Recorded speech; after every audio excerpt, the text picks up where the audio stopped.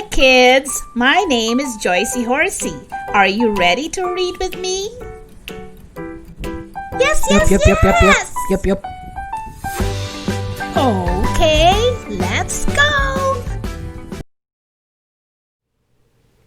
Don't forget to like, share, and subscribe. Today, we are going to read the book, Winnie the Pooh's Forgive and Forget. Are you ready? Let's begin. One spring morning, Rabbit looked around and decided his house needed a good cleaning. He was busy sweeping when he heard a knock at the door. Taking off his apron, he went to answer it. It was Tigger bouncing by to say hello. "Hoo-hoo-hoo-hoo! What you up to?" asked Tigger playfully.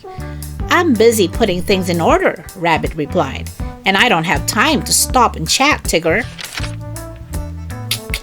"Too bad for you," Tigger muttered under his breath.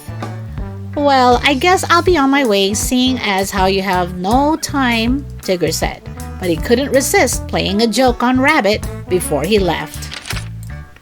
While Rabbit was busy cleaning, Tigger turned back the hands of his clock. "Ta-ta for now, see you later, long ears," called Tigger, chuckling to himself. "Have a good time cleaning." Rabbit swept and dusted, polished and mopped, buffed and scrubbed until his house was shiny and spotless. "Perfect," he said, admiring his hard work. Just then, there was another knock at the door. This time it was Pooh and Christopher Robin, looking very puzzled. "Rabbit," said Christopher Robin, "where have you been? We've been waiting for you for hours to pick flowers." "Did you forget us, perhaps?" asked Pooh. "Don't be ridiculous," replied Rabbit. "Why, it's only noon, and I said I'd meet you at 3 o'clock. Christopher Robin looked at his watch. "Actually, it's almost 5 o'clock. Time for me to head home for supper," he said. "Sorry, Rabbit." Rabbit looked at his clock on the mantel. He held it up to his ear and listened.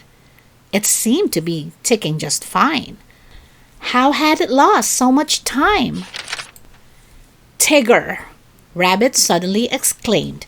"I'll bet he played a prank on me and turned back the clock." Rabbit was angry.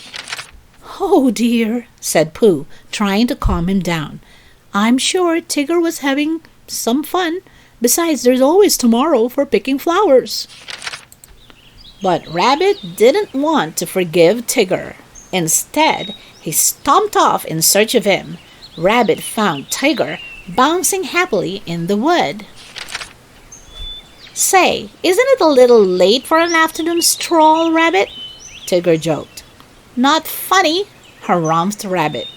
"I think I know what you did to my clock, and it ruined my whole day." The next day, Tigger felt so bad that he went over to Rabbit's house to apologize. "I'm sorry, Rabbit, old pal," he said. "Didn't mean to get your fur all ruffled." Rabbit turned away as if Tigger wasn't even there, and no matter how many times Tigger said he was sorry, Rabbit refused to forgive and forget what he'd done. The next day, Tigger and Roo stopped by to offer Rabbit some fresh carrot cake that Kanga, Tigger, and Roo had baked. Carrot cake was Rabbit's favorite. "If it comes from a certain Tigger, I'm not hungry," said Rabbit. "But Rabbit," Roo urged him, "Tigger said he was sorry. Won't you forgive and forget? Don't you want just a little piece of cake?" "Absolutely not," said Rabbit firmly, even though he was a bit hungry. Later, Tigger and Piglet offered to help Rabbit hang new curtains in his window. "I'll bounce up and hang them in a jifferoo," offered Tigger. "I can do it myself," insisted Rabbit, huffing and puffing. That evening, Pooh and Tigger went over to Rabbit's house. "Rabbit, I think Tigger is very sorry, Pooh said. Won't you forgive and forget? Apologies, sniffed Rabbit. Just won't do.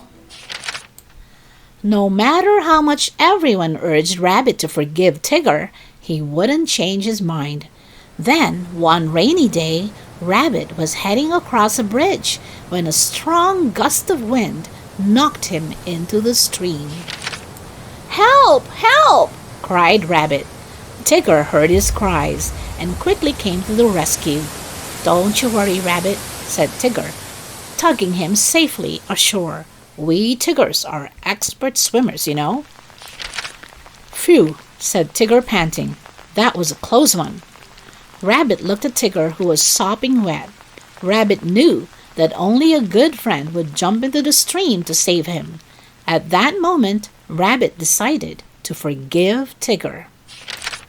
When the sun came out the next day, Rabbit whipped up a crunchy salad and invited everyone to help him eat it. Tigger watched sadly as his friends dug in. Surely Rabbit wouldn't want to share with him. But to Tigger's surprise, Rabbit made an announcement. I owe this delicious meal to my friend Tigger, said Rabbit. Then he handed Tigger a big bowl of salad. Forgive and forget. That's what I always say, shouted Rabbit. I forgive you, Tigger, Rabbit continued. But there's one thing I'll never forget. What a good friend you were to rescue me. Thank you. And with that, everyone gave 3 great big cheers for both Tigger and Rabbit.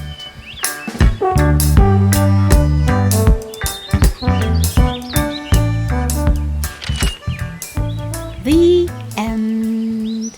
Hi kids, my name is Cookie Cow. See you next time. Bye.